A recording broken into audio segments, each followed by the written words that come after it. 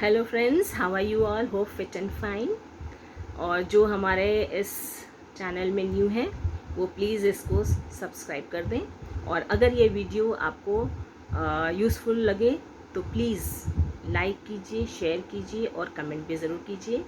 और bell button को ज़रूर हिट कीजिएगा ताकि मेरी जो न्यू वीडियो अपलोड हो तो आप तक नोटिफिकेशन पहुंच जाए। Okay, so today's topic is the verb, जिसको कि हिंदी में क्रिया कहते हैं। ठीक है, so as you know, I am Rachna Yadav, having an experience of several years teaching English, and my main aim is to bring down the difficulty level of understanding English grammar by teaching or explaining the topics in the simplest way. तो चलिए चलते हैं हम अपने topic की तरफ। जैसा कि मैंने बताया, आज का टॉपिक है वर्ब। अब वर्ब क्या होता है? वर्ब सेंटेंस का बहुत ही इम्पॉर्टेंट पार्ट होता है, जिसके बिना सेंटेंस एग्जिस्ट नहीं कर सकता। जैसे कार चलने के लिए इंजन की ज़रूरत होती है ना? इंजन के बिना कार तो नहीं चल सकती। कोई भी गाड़ी चल सकती? नहीं चल सकती। सेम वे समझ लीजिए, सेंटेंस का जो इंजन है वो है वर्ब। ठीक है, जब इंजन रहेगा तभी सेंटेंस आगे बढ़ेगा। कैसे आगे बढ़ेगा? क्योंकि वो सब्जेक्ट के बारे में बताएगा कि सब्जेक्ट क्या कर रहा है या सब्जेक्ट के साथ क्या हो रहा है। तो ये आगे बढ़ाने का काम कौन करता है? वर्ब करता है, right? So this is very very important part of a sentence. ठीक है, अच्छा, अब जो वर्ब है, इसको हम ये कह सकते हैं, अगर डेफिनेशन के तौर पे अगर हम ले लें कि verb is what? It is a saying word, it is a doing word, it is an action word, it is the state of the subject, यानी सब्जेक्ट का किस अवस्था में है सब्जेक्ट, वो बताता है।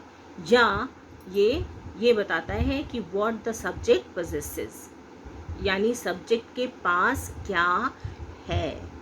ठीक है, तो जो एक्शन वर्ड्स हैं वो तो जैसे कोई भी काम हो रहा है, ही प्लेज फुटबॉल, अब क्या कर रहा है? प्ले कर रहा है, खेल रहा है, तो यहाँ पे एक्शन बता रहा है। ठीक है, तो एक्शन हो गया। ठीक है, देन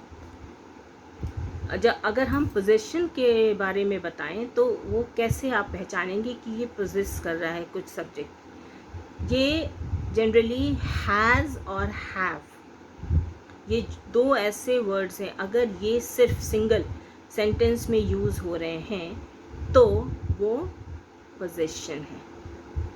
ठीक है, जैसे he has a new laptop, he has, यानी क्या चीज़ है उसके पास? न्यू लैपटॉप है। तो यहाँ हैज़ क्या हो गया? It is showing the position. ठीक है, अब हैज़ हमेशा सिंगुलर सब्जेक्ट के साथ यूज़ होता है। सिंगुलर सब्जेक्ट यानी सिंगल नाउन हो या सिंगल प्रोनाउन हो तो उसके साथ हैज़ का यूज़ करते हैं। ठीक है, जैसे he has, she has, right? फिर my mother has, my father has, my brother has, a bird has. ठीक है, तो इनके साथ सबके साथ हम हैज़ यूज़ करते हैं। लेकिन दो प्रोनाउन थोड़े नटखट हैं, डिसोबीडियंट हैं, जो कहना नहीं मानते। वो कहते हैं ना, हम तो हैज़ के साथ नहीं चलेंगे, हम तो हैव के साथ ही कंफर्टेबल हैं, हम हैव के साथ ही चल सकते हैं। ठीक है, तो जैसे आई है तो आई के साथ हम हैज़ कभी नहीं लगाते, हम आई के साथ हैव लगाते हैं।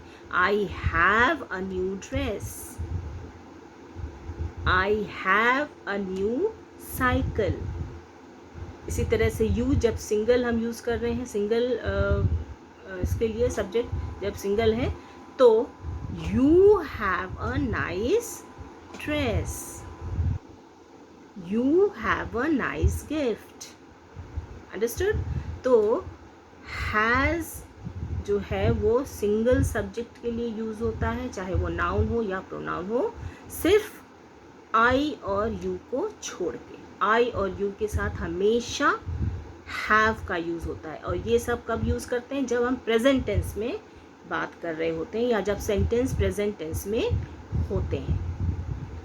ठीक है, और जब सेंटेंस पास्ट टेंस में होते हैं तो चाहे वो सब्जेक्ट सिंगुलर हो या प्लूरल हो, उसके साथ हमेशा हैड का यूज़ करते हैं. Like my mother had a diamond necklace,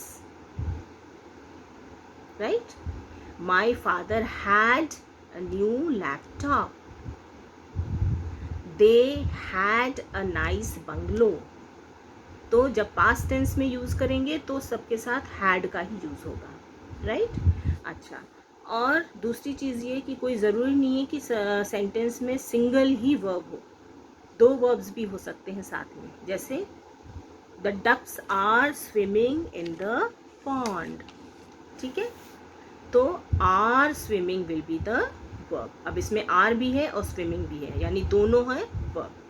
अगर आइडेंटिफाई करने को आए तो आपको आर स्विमिंग दोनों को अंडरलाइन करना होगा या एनसर्कल करना होगा, राइट. सो आई होप समझ में आ रहा है आपको. चलिए एग्जाम्पल के थ्रू और क्लियर कर देते हैं. Okay, now see the first one. Amit pledge cricket. Amit क्या कर रहा है, करता है, खेलता है क्रिकेट. एक्शन शो कर रहा है, कौन सा वर्ड, प्लेज. सो प्लेज क्या है, वर्ब है. Ritu has a smart watch. Now Ritu के पास स्मार्ट वॉच है, so has will be the verb here, ठीक है. ये क्या पोजीशन शो कर रहा है. Then Raman opens the window. Now Raman is doing something, opening the window. So opens is showing the action. So opens क्या हो जाएगा, verb हो जाएगा. Then the teacher is happy. Now is, here is the what? Yes, it is the verb. It is telling the state of the teacher. Happy state में है ना. So is will be the verb here. Then my son has a new dress. Now here has is showing the possession, यानी मेरे बेटे के पास क्या है, new dress है, right. So has will be the verb. The boys are swimming in the pool. The boys are doing what? They are swimming, तैर रहे हैं. So are swimming will be the verb. Then Sakshi wrote a letter. साक्षी ने कोई action किया, क्या किया, लिखने का एक्शन किया, लेकिन रोट यानी पास्ट टेंस में ये बता रहा है. रोट का प्रेजेंट टेंस क्या होता है, राइट, राइट. तो इसका पास्ट टेंस यहाँ पे यूज हुआ, यानी ये सेंटेंस पास्ट टेंस का सेंटेंस है. So wrote will be the verb. Then the doctor gave medicine to the patient. Doctor ने क्या किया, पेशेंट को मेडिसिन दिया. Okay, so again here gave will be the verb and this verb is in the past tense. और present tense क्या होता है, gave का, give होता है, ठीक है. And then the baby smiles. Now what does the baby do? Baby, it is doing what? It is smiling. So smiles will be the verb. Okay. So this smiles is telling you the action. Now I hope the verbs are clear to you all, right? So now let's take one exercise. Let's do it. Now here you have to identify the verb, यानी verb को आपको पहचानना है, ठीक है. First is I received a gift from my aunt. यानी पाना, receive मतलब मिलना या पाना. तो मेरी आंट से मुझे एक गिफ्ट रिसीव हुआ, यानी मैंने रिसीव किया. तो here the verb will be received. Then the sky became clear. Now here the verb is what? Became. ठीक है, sky जो है वो clear हुई. Then the birds are flying to cooler places. Now what are the birds doing? Are flying. So here are flying will be the verb. यहाँ पे are flying जो है वो verb होगा. I can't cover the notebooks now. अब यहाँ पे I can't जो है वो कॉन्ट्रैक्टेड फॉर्म है cannot का, ठीक है. सो I can't cover the notebook now. तो ये पूरा एक्शन, ये इसमें एक्शन बताया जा रहा है, कवर करना. मैं कवर नहीं कर सकता अभी नोटबुक्स को. तो इसमें can't cover will be the verb. Then Salma looks pretty in the gown. Now Salma looks pretty in the gown. यानी गाउन में वो बहुत ही प्यारी दिखती है. तो यहाँ पे वर्ब क्या हो जाएगा, looks, दिखना है। फिर I am in a hurry right now, मैं अभी बहुत ही जल्दी में हूँ। So here the verb is am, हूँ। Please pass me the salt, please pass me the salt, यानी सॉल्ट मेरे तक पहुँचाओ, यानी मुझे सॉल्ट यहाँ पे दीजिए, दूर रखा है हमसे, उसको मेरे पास लेकर आइए, ठीक है, पास कीजिए। So here the verb will be pass. Then leave your papers on my table, यानी अपने पेपर्स मेरे टेबल पे छोड़ दो, छोड़ के जाइए, रख के जाइए। यहाँ लीव का मतलब होता है छोड़ना या रखना, तो यहाँ पे वर्ब क्या हो जाएगा, लीव, यानी रख देना, रखो, छोड़ो। Then we are learning a lot of English grammar, हम बहुत सारा इंग्लिश ग्रामर पढ़ रहे हैं, लर्न कर रहे हैं। तो यहाँ पे वर्ब क्या हो जाएगा, आर लर्निंग, ठीक है, समझ रहे हैं हम, लर्न कर रहे हैं। Then the driver stopped the car, now stopped यानी रोक देना, यानी कार चल रही थी तो ड्राइवर ने एकदम से उसको रोक दिया, स्टॉप कर दिया, तो यहाँ पे क्या हो जाएगा, वह स्टॉप्ड। देन स्पैरोज चर्प, ना स्पैरोज जो हैं वो बर्ड्स हैं, जिसको शायद इसको गौरैया भी बोलते हैं, ठीक है, वो ची ची ची ची ची ची करती है, तो ये जो साउंड होता है ये चर्पिंग साउंड होता है, ठीक है, चहकती है ना वो।